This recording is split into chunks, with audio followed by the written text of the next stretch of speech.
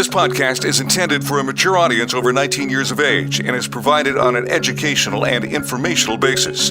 Any material presented is for informational purposes only and should not be taken as a substitute for professional medical advice or as an endorsement or medical claim by Pattison Media, Everything Podcasts, or any advertiser.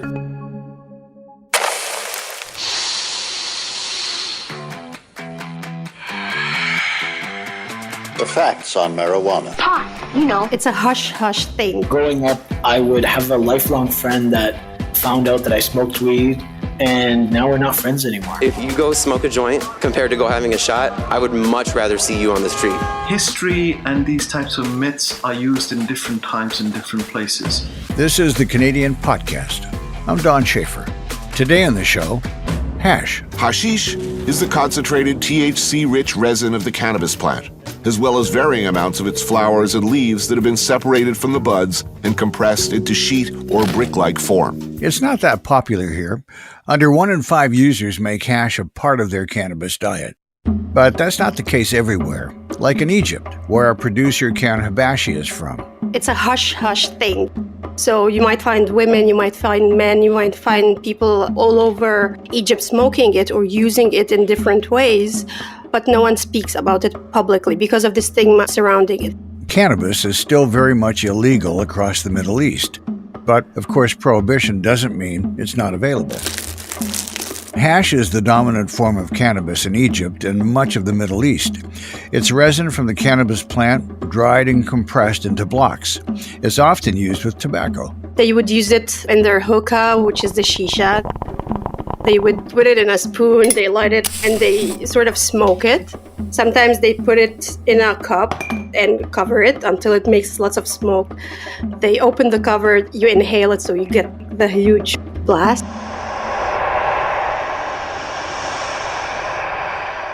This might conjure up images of smoky, sand-swept alleyways with the strings of an oud ringing mysteriously in the background. Because hashish has been used as a shorthand for the strangeness and otherness by Western storytellers talking about the Arabic world. So, today on the Canadian Podcast, we're going back to one of the oldest of those stories, originally told by Marco Polo in 1276. There's this myth that the word hashish comes from the word assassin, or Hashashin. So, we're going to look at that claim and find the truth in the myth. Who were the real Hashashin? Was there really a secretive group of stone killers dominating politics in 11th century Persia? We'll also be talking to the owner of one of Toronto's most successful cannabis stores, who, like our Karen, is Egyptian. That's all coming up after the latest pot news. With the latest pot news, I'm Jay Coburn. Germany has announced plans to legalize cannabis for recreational use. The country's health minister said this would make Germany Europe's most liberal cannabis legalization project, but also its most tightly regulated market. The plans include an upper limit on THC content for users under 21 years of age. There is no set timeline for the plan, and it still needs to be assessed by the European Commission. Although cannabis is decriminalized in a number of European countries, including the Netherlands, Malta is the only EU country with full recreational legalization. The province of Newfoundland and Labrador has ended its ban on cannabis vapes. The restriction was enacted in 2019 following a number of serious lung injuries being linked to cannabis vapes in the US. The decision to repeal follows a review of Newfoundland's cannabis industry by the provincial government. However, a ban on flavoured cannabis vapes will remain in place to limit appeal to youth, according to the Newfoundland government. Delta 9 Cannabis says it's laying off about 40 workers and scaling back growing operations. The company says it's reducing capacity at their Winnipeg cultivation facility by about 40%. The board of directors and executives have also agreed to reduce their compensation. Delta 9 has blamed market saturation, leading to a fall in the cost of bulk sales of cannabis, but they say they hope the layoffs are temporary. Elsewhere, late last year, Canopy Growth announced it was laying off 55 employees and restructuring its Canadian operation in a move aimed at moving the company towards profitability. Canopy owns popular brands such as Tweed, 7 Acres, and TWD. That's the Pot News. I'm Jay Coburn. Back to you, Don. Today, we're looking at Canadian cannabis with more of a Middle Eastern lens. My name is Samuel Gerges. I am an Ontario retailer. I own the Mary Jane's brand. We opened the first store to ever open in Etobicoke, legal cannabis store, retail. And we've been the number one store in Toronto now for about 2 years. We have a few other stores. We account for about 1% of Ontario market share with about 3 stores right now. I was born in Egypt, so I just sell weed and I'm Egyptian. That's really what I'm about. Our producer, Karen Habashi, called up Samuel to chat about selling cannabis as an Egyptian in Canada, starting with that stigma. Growing up, I would have a lifelong friend that found out that I smoked weed, and now we're not friends anymore because of that simple thing. And we've been lifelong friends, sleepovers and all that. And it's a common thing because it's so culturally not accepted. Nowadays, I think it's much more so accepted. My parents were very skeptical. They thought it was like hard drugs. They didn't understand. But fortunately, they were open enough to come with me to a dispensary and check it out. And they got to see for themselves that it's very similar to like an LCBO. Need any help? People are just going to buy and get out of there. No one's loitering and smoking at the front or whatever they perceive weed to be. Because they think it's much harder than it is, obviously, because they've never tried it. So I think that's conditioned society, including in the Middle East, to look at it that way. Although I would say it's like all my friends in Egypt were all literally smoking hash. None of them were drinking. So it was much more accepted on the ground, I think, in the Middle East than alcohol. Samuel's a successful dispensary owner in an increasingly saturated competitive market. So we wanted to ask him about his opinions on the current state of legalization. As a cannabis entrepreneur, he has loads of data on the Toronto cannabis market. I should note that the team can't verify lots of it as it's from sources that aren't made public, but what we could verify was correct. Samuel's opinions are partly informed by his time running dispensaries, but also buying alcohol in Egypt, which he says taught him a few things about regulation. It's funny. In Egypt, we have a few different alcohol stores. One is Drinkies. I've visited a lot with my friends back in the day. But we have alcohol visible in the windows. That's allowed. Even though Egypt, just as a core principle of the theocracy there, alcohol, it's a bad thing. And yet that's okay. But cannabis in Ontario, the AGCO forces us to cover our windows so products and accessories may not be visible from the exterior. So it's more strict than a country where it's against the religion. Where alcohol is against the religion, we're being more strict on cannabis in Ontario today. So we're in a very early kind of stage, I would say, where it's like we're not even able to uncover our windows, and it's dangerous. A lot of stores in Alberta were broken into and robbed because the windows are covered. No one could see. And they had to change that rule just because of what was happening. So tell me about your stores, how it began, and where are you now? So it began, I was doing something completely different and literally invested 1.5 years on a project and most of my money. I was working on a commercial property and I was going to develop it. And suddenly I hear that you could open a weed store all of a sudden. Next month, you could start to apply. Anyone could apply. No lottery, no nothing. And I just put down what I was doing and I'm like, okay, I could circle back to this. Let's set aside this 1.5 years that I spent and all this money, and let's go down this path. I'll probably cash flow faster. And I've always been so interested in weed. They just never thought it was possible until they greenlit it in Ontario. And it's been great. I feel fortunate to be allowed to open it. It's a tough industry. There's a lot of corporations trying to charge cost or close to cost on products to try to undercut and hurt little guys. I knew I was great at customer service, but I did not think we would build the sense of community that we have in Etobicoke. I have customers that text me. They'll be like, oh, the new girl's pretty great. They'll just tell me because they know. And they'll just like message me words of encouragement. It's so sweet. It's unbelievable. I never expected it. And it's like, I feel like I don't deserve it. They're choosing our store the most with their dollars. They're voting for me, for Mary Jane's, with their money. And they're saying, we like what you're doing. Even though the price is not the cheapest price, but we like the combination of things that you're doing. We have good prices, but there's always going to be a corporation that could undercut us. There's probably many things to blame. Sometimes you're just picking a bad location, but at other times there's obviously a lot of regulatory strain. What mistakes were there when the legalization happened? I think overtaxation, there's a lot of red tape that pushes people away. And I think just not setting clear boundaries. So there needed to be stronger controls. There needed to be like a minimum pricing set because they have the ability to do that. They regulated the ability for the AGCO to set a minimum price. There's just not enough pressure in that direction because to them, they're like, why don't we just sell more? And it's not going to sell you more if everyone's just chasing down to the bottom. There's going to be a lot of stores that are going to die because they lower their price and they don't make up for it in volume. There's going to be stores that don't drop their price and get killed by one of these major corps that drop their price. So that's uncompetitive. It's not fair in a lot of ways. You know, at the same time, I do see that there are individuals, the people working for the AGCO, even the OCS, they are very well-intentioned, well-meaning people that do want to move forward cannabis. I feel like they're pro-little guy, pro-independent in a lot of ways, at least the OCS. I don't know about the AGCO. In such a tough market, we wanted to know about Samuel's plans for the future. He's just opened a new store, so how is expansion going? I feel nervous expanding with how dangerous the market is, but I will continue to strategically do so as I have.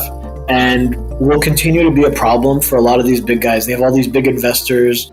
Why can't we do it with no retail experience, no understanding of a lot of the things that they understand, and they can't with unlimited money, PhDs, $1 million in administrative infrastructure when we have just like a mom and pop style setup? Why can we do it and they can? I think it's because we're just better at it. We're competitive where we could be competitive. The real estate, the branding, the bud tenders, the selection, the hours.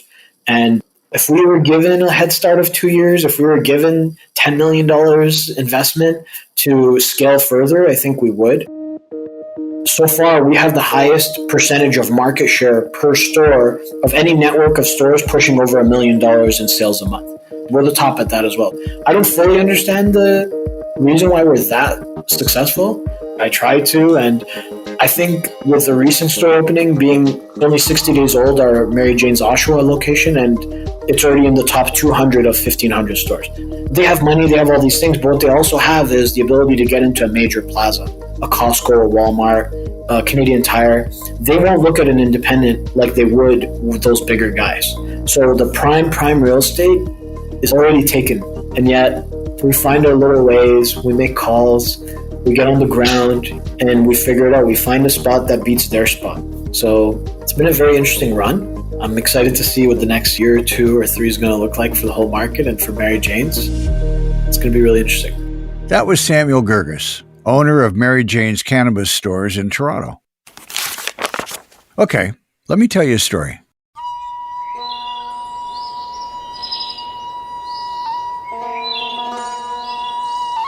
This tale starts sometime in the early 12th century AD in Alamat, a region of northern Persia.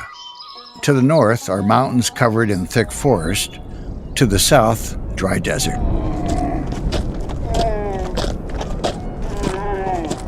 You arrived here a few days ago, alongside a group of young men and boys similar to you, between 12 and 20 years old. Lots of the group are fighters. The entrance to the castle wasn't grand, and the door was hidden, the rock face swinging open when your guide pressed his palm to just the right spot. You were brought here to meet the old man of the mountain, a dark and stoic figure. The most important people in Persia are terrified of him. If you're good enough for him, you might join his feared group of trained killers. There were cushions on the floor, as if they expected you to lie down. Then the pipe appeared. Small boulders of something brown and earthy were smoldering in the bowl of this pipe. From the way your guides, or perhaps guards, watched, you could tell this was routine for them. There was anticipation in their eyes. The pipe was handed to you, and you were nervous but didn't want to appear cowardly, so you took a deep, deep pull. Harsh smoke filled your lungs. It tasted like nuts and spices. Pleasure washed over your body, and you began to smile. Now you know why there are cushions on the floor. You leaned back. And then you died. And woke up in paradise.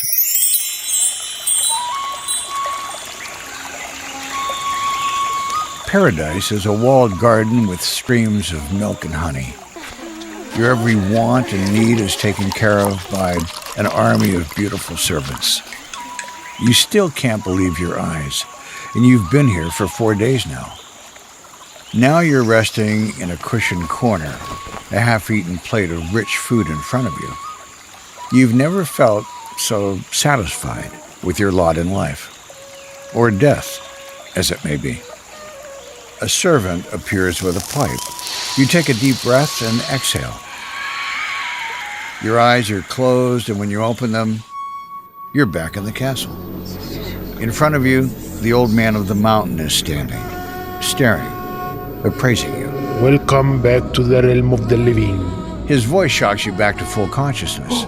He explains to you that you died and went to paradise, but he brought you back because you have a mission here on Earth. His mission. But you can get back to paradise. All you have to do is follow the old man of the mountain. Then, when you die, either by failing your mission or after completing it, you'll find yourself back in paradise. You are one of us now. Hashashin. You might have heard that the word assassin comes from hashish and the Hashashin of Alamet. The Order of the Assassins are all over popular culture. There's the blockbuster video game series Assassin's Creed. Nothing is true. Everything is permitted. Dan Brown's book, Angels and Demons, also features a modern-day Hashashin as one of the main characters. We are under attack from an old enemy. And the Netflix series Marco Polo has a version of the same story in it.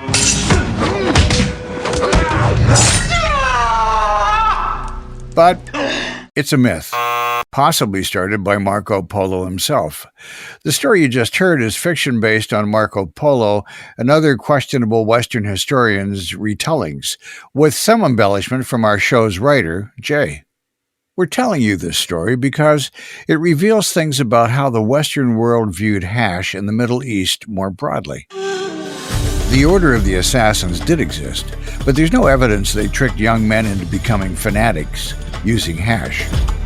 The old man of the mountain Marco Polo referred to was probably Hassan Asaba, the founder of the Nizari Ismaili Muslims, who did capture Alamet Castle and did strike fear into the princes of northern Persia. Hassan Asaba, the founder of the polity, is supposed to have executed his son for consumption of alcohol. This is Dr. Shiraz Hajiani, talking to our show writer, Jay. I am the Al-Walid bin Talal postdoctorate fellow at Harvard University and a research associate in the Transcendence and Transformation Initiative at the Harvard Divinity Center for Study of World Religions. Dr. Hajiani is currently writing a book on the life of Hassan Asaba, and he's also translated historical documents about him.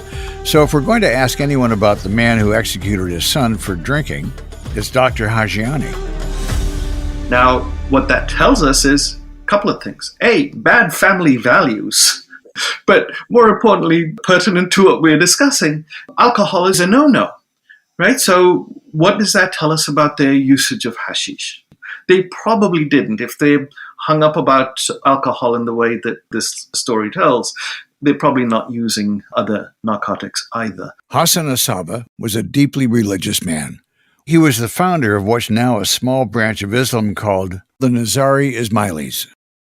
In the 11th century, though, they were an influential force in the Middle East. They had something like 150 fortresses and military installations. And they stretched from present-day Afghanistan all the way into Syria. One of those fortresses was their headquarters at Alamet. The Nazaris were a political and religious faction, like many others in the 10th and 11th centuries, but most of the written history we have comes from their enemies. In fact, the first use of the term Hashashin was by another faction of Ismailis, possibly trying to slander the Nazaris. But the term was picked up by another religious group, the Crusaders. They are not very knowledgeable about the people. They don't particularly care about learning about the people. So they pick up these stories, and they're more like something that you would tell at a campfire, or when you come home from your great adventure, you're telling people about those strange and wondrous things that you heard. That myth got picked up by different writers, including the famous Venetian traveler Marco Polo. He wasn't even born until over 100 years after Hashashin died, and by the time he visited the region, the Nazaris were long gone. The myth is told and retold by different people with different lenses. And there are various developments of this, to the extent that in 1930s there was a book written by Vladimir Bartol called Alamut. Alamut was the major fortress of the Nizari Ismailis. And in this book, one of the critical analyses is that Bartol was writing about his own time. This was the rise of Mussolini. And he was describing organizations that were anti-fascist, right? So history and these types of myths are used in different times and different places. This myth and others were all designed to portray the Nazaris as different to civilized Western societies, to portray them as drug-crazed fanatics. My men do not fear death, Robert. They welcome it, and the rewards it brings. That's a clip from the first Assassin's Creed game. The Crusader emissary would go to the Nizari fortress, and the master of the fortress, to show his power and the strength of his organization, would nod, and the Fedai meaning self-sacrificer, would either stab themselves to death or jump off a parapet to their death. This is shown as a trick in Assassin's Creed, with the assassins jumping into a pile of hay to trick the knights. Show this fool knight what it is to have no fear. Go to God! So this supposedly instills fear and awe into the ambassador, and they're going to go back and tell about this. You know, it's kind of setting up this notion of they are so indoctrinated that they will do this kind of thing. And the injection of not just alcohol, but its usage of this other thing, hashish, which then makes it at a higher order, if you will. And then the Crusaders picking up these types of stories, they're embellishing them, and they're telling them as one does of their adventures. So they're coming back and they're saying, look, those soldiers were less than us because they were operating A, on some kind of narcotic, B, they had been indoctrinated. They were automatons. They didn't think for themselves. They didn't have the prowess that we do. That sort of construction that's taking place.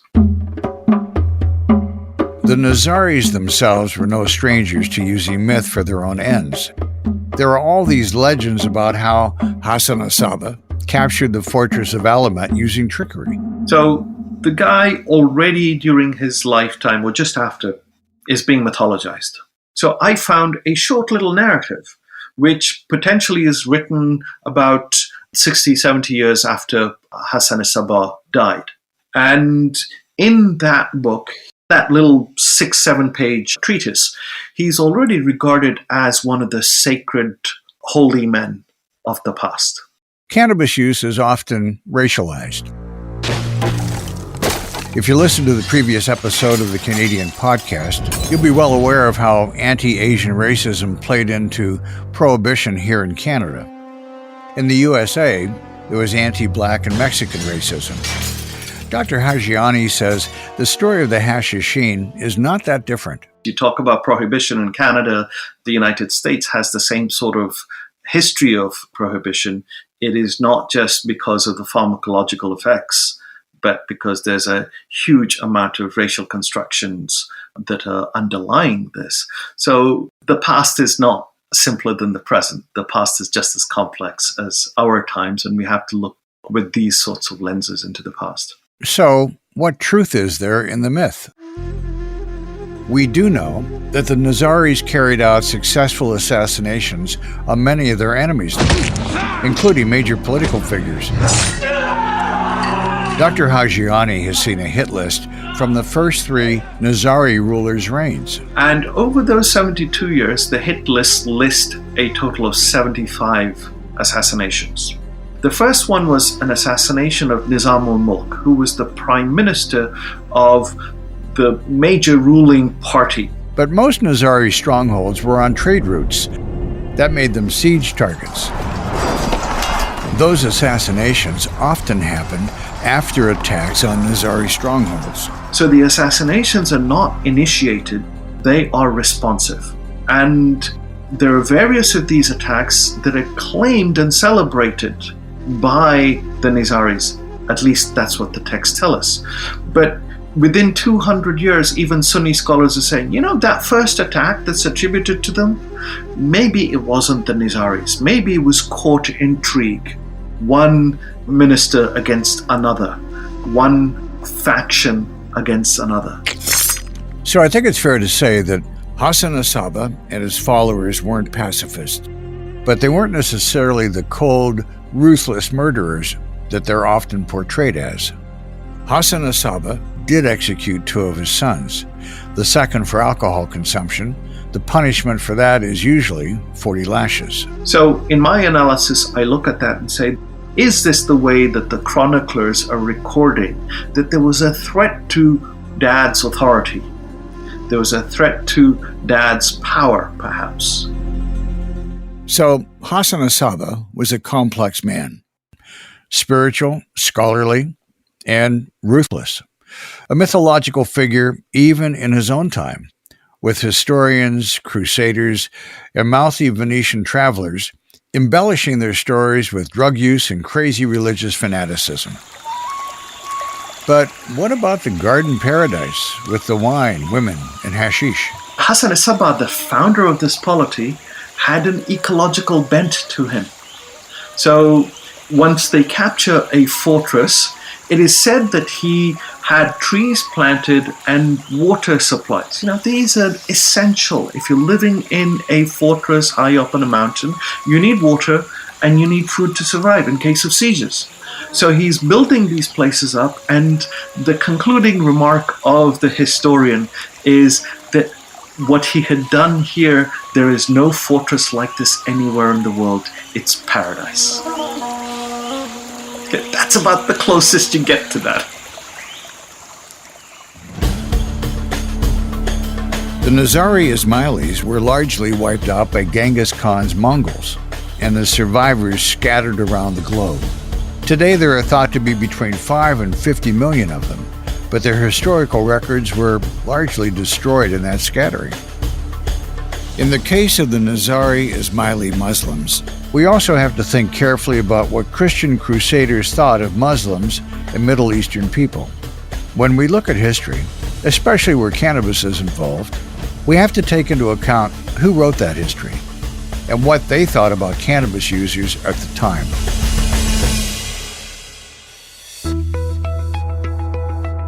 On the next Canadian podcast, we're talking about medical cannabis, intellectual property, and the newest advancements in cannabis medicine. Research in Canada has definitely taken a hit, and I hope that we see some changes moving forward. And in the meantime, we do what we can. Thanks for listening to this episode of the Canadian Podcast. I hope you'll join us for the next one. Hit the subscribe or follow button to make sure you do. The Canadian Podcast is an Everything Podcast production in partnership with Pattison Media and is sponsored by westernbuzz.ca, launching January 30th. Thanks to our creative director, Cliff Dumas, showrunner Karen Habashi, senior writer Jay Coburn, and audio producer John Massacre. I'm Don Schaefer. Another Everything Podcast production. Visit everythingpodcast.com. Subscribe wherever you get your podcast.